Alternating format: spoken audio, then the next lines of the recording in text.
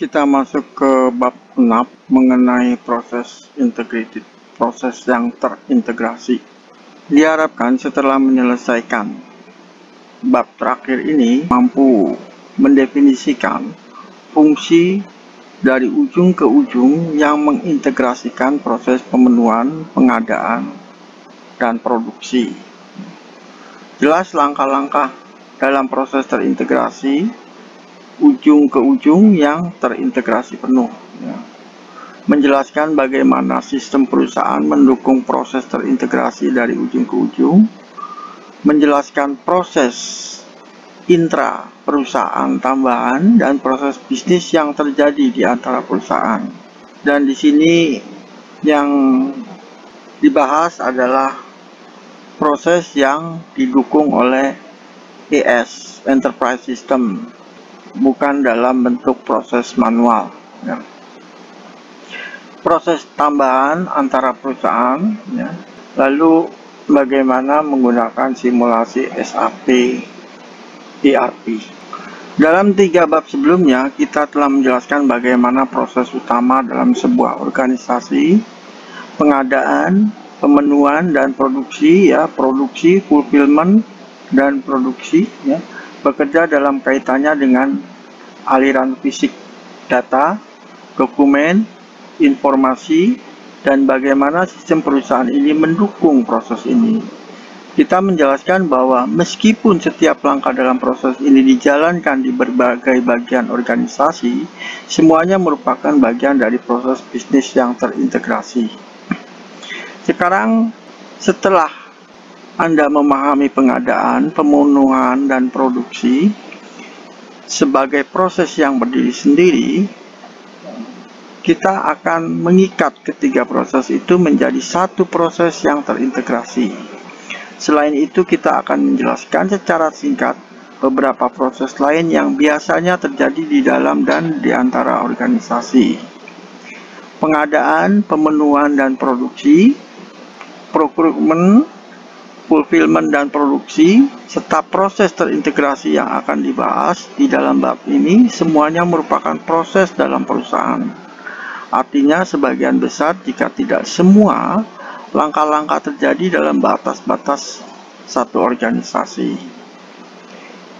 Di dalam bab 2, kita telah memperkenalkan proses antar perusahaan seperti manajemen rantai pasok, supply chain management, dan manajemen hubungan pelanggan atau Customer Relation Management, CRM, yang menghubungkan proses di 2 atau lebih organisasi. Bagi banyak perusahaan, terutama perusahaan global besar, berpikir secara internal tidak lagi memadai. Sebaliknya, perusahaan harus berpikir dalam kerangka bagaimana banyak entitas pelanggan, pemasok, produsen, dan lembaga keuangan beroperasi sebagai jaringan bisnis yang sangat bergantung satu sama lain. Perlu diingat, di dalam konsep kerangka ini kita tidak membahas mengenai dampak daripada finansial. Pada bab-bab sebelumnya, kita telah membahas pengadaan, pemenuhan atau fulfillment, dan produksi dalam istilah yang lebih sederhana. Itu tujuannya adalah agar lebih mudah dipahami. Ketika kita membahas tentang fulfillment atau pemenuhan, misalnya kita berasumsi bahwa produk yang dipesan oleh pelanggan tersedia dan tersedia untuk dikirim. Kita tidak menangani situasi di mana produk tidak tersedia. Selain itu, kita menggunakan strategi jual dari stok, sehingga kita tidak harus berurusan dengan masalah yang terkait dengan produksi. Ketika kita membahas produksi di bab sebelumnya, kita membuat asumsi yang sama tentang bahan mentah yang diperlukan, seperti yang kita lakukan terkait produk jadi di bab-bab sebelumnya. Namun di dunia nyata, ketiga proses utama sebenarnya terintegrasi dengan erat. Pertimbangkan, misalnya apa yang terjadi jika pelanggan memesan beberapa skateboard standar yang dirakit oleh SSB dalam proses produksi dan tidak ada stok barang jadi. Dalam hal ini, SSB memulai proses pemenuhan secara normal, tetapi harus menghentikan proses setelah menentukan bahwa ada barang jadi yang tidak mencukupi untuk memenuhi pesanan penjualan. Dalam hal ini, pemeriksaan inventaris untuk menentukan apakah tersedia skateboard yang dibutuhkan sebagai titik keputusan yang digunakan SSB untuk memulai proses produksi. Setelah proses produksi selesai dan skateboard telah diproduksi, proses pengisian yang lengkap tidak lagi normal. Namun sekarang, pertimbangkan apa yang terjadi jika SSB memiliki bahan baku yang tidak mencukupi untuk memproduksi skateboard yang dibutuhkan.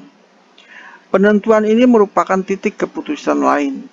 Jika terdapat bahan baku yang tidak memadai untuk memproduksi papan luncur atau skateboard yang dibutuhkan, maka seperti SSB sebelumnya, menangguhkan proses pemenuhan hingga diproduksi skateboard yang diperlukan.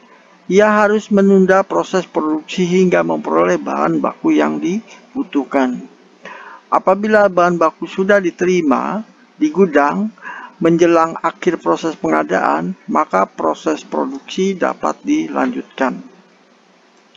Lebih jauh lagi, ketika kita membahas proses pada bab sebelumnya, pertama-tama kita menjelaskan bagaimana proses tersebut dilakukan dalam lingkungan manual berbasis kertas. Kita kemudian menutup setiap bab dengan mendemonstrasikan bagaimana proses dijalankan dengan menggunakan enterprise system. Dalam bab ini, kita tidak akan membahas lingkungan berbasis kertas, tetapi akan fokus secara eksklusif pada penggunaan enterprise system. Dokumen kertas hanya akan melibatkan entitas eksternal seperti pelanggan dan pemasok. Namun, sebelum kita melanjutkan, pertama-tama kita perlu meninjau kembali beberapa asumsi yang kita buat dalam diskusi tentang proses pengadaan, pemenuhan, dan produksi.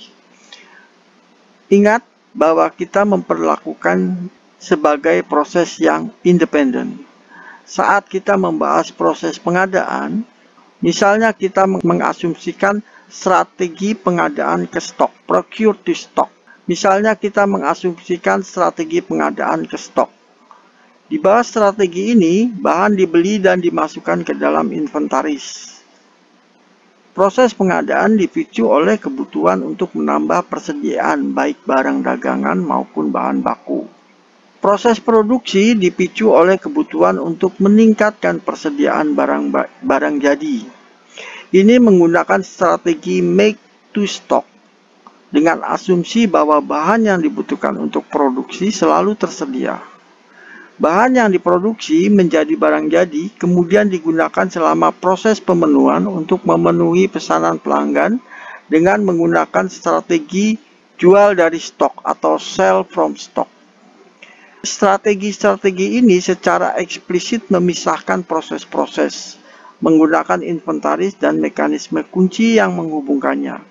Meskipun demikian, ini menyederhanakan proses, namun juga meningkatkan biaya karena kebutuhan itu mempertahankan tingkat persediaan yang mencukupi serta perencanaan yang diperlukan untuk menentukan kapan persediaan tambahan diperlukan. Strategi alternatif untuk pengadaan dan produksi masing-masing adalah procure to order dan make to order. Di bawah strategi ini, produksi bahan dipicu oleh pesanan pelanggan untuk bahan yang diproduksi sendiri. Sedangkan pengadaan dipicu oleh persediaan bahan yang tidak mencukupi yang diperlukan untuk menyelesaikan produksi atau oleh pesanan pelanggan untuk memperdagangkan barang. Dengan demikian, ketiga proses tersebut terintegrasi sangat erat dan perusahaan tidak memiliki persediaan. Sebaliknya, ini termasuk waktu tunggu untuk pengadaan ketika menentukan tanggal pengiriman ke pelanggan. Dengan tidak memelihara persediaan, perusahaan mengurangi biaya persediaannya. Namun waktu pengiriman ke pelanggan bertambah yang dapat merugikan perusahaan. Selain itu, strategi ini melibatkan pengadaan atau produksi yang cukup bagi perusahaan untuk memenuhi pesanan pelanggan. Masalah dengan pendekatan ini adalah mungkin lebih ekonomis untuk memesan atau memproduksi dalam jumlah yang lebih besar. Misalnya, karena diskon harga dari vendor untuk pembelian dalam jumlah besar. Singkatnya, tidak satu pun dari dua set strategi yang dijelaskan tersebut ideal. Oleh karena itu, perusahaan cenderung memanfaatkan kombinasi daripada keduanya. Dalam diskusi kita tentang proses terintegrasi dalam bab ini, kita akan menggunakan strategi make to stock, procure to stock. Namun, kita akan membuat dan memperoleh barang atau bahan dalam jumlah pesanan tetap yang mungkin lebih besar dari yang dipesan pelanggan atau yang dibutuhkan produksi. Kuantitas pesanan tetap lebih ekonomis daripada kuantitas pesanan variabel karena telah ditentukan sebelumnya untuk meminimalkan biaya, tetapi juga mengarah pada akumulasi beberapa inventaris. Menentukan jumlah pesanan tetap yang optimal adalah proses kompleks yang tercakup dalam manajemen operasional dan berada di luar cakupan buku ini. Kita asumsikan bahwa SSB telah menentukan jumlah optimal dengan menggunakan metode yang sesuai. Physical flow, arus fisik. Arus fisik yang dibuat itu harus mampu menjawab seperti di bab-bab sebelumnya. Apa pemicunya, apa langkah-langkahnya, apa tujuan dari setiap langkah-langkah, siapa yang terlibat dalam setiap langkah, dan bagaimana komunikasi dan koordinasi dilakukan. Proses terintegrasi yang terlihat pada gambar ini,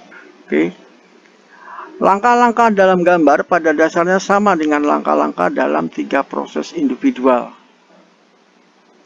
Namun ada beberapa perbedaan. Mungkin perbedaan yang paling mendasar adalah bahwa proses terintegrasi mencakup titik-titik di mana inventaris harus diperiksa dan pengambilan keputusan. Ini adalah titik keputusan yang dijelaskan secara singkat sebelumnya dan berfungsi untuk menentukan mana dari dua jalur yang akan diikuti oleh proses. Jika ada persediaan yang mencukupi, maka proses tersebut. Jika tidak, maka proses tersebut bercabang ke jalur yang berbeda. Konsep beberapa jalur dan percabangan atau percabangan sangat umum dalam proses bisnis.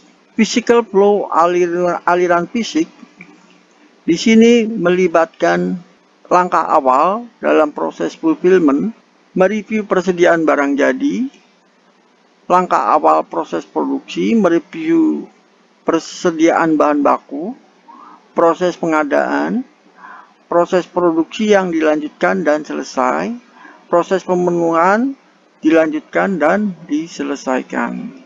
Proses pengisian langkah awal. Proses terintegrasi dimulai dengan langkah pertama dari proses pemenuhan.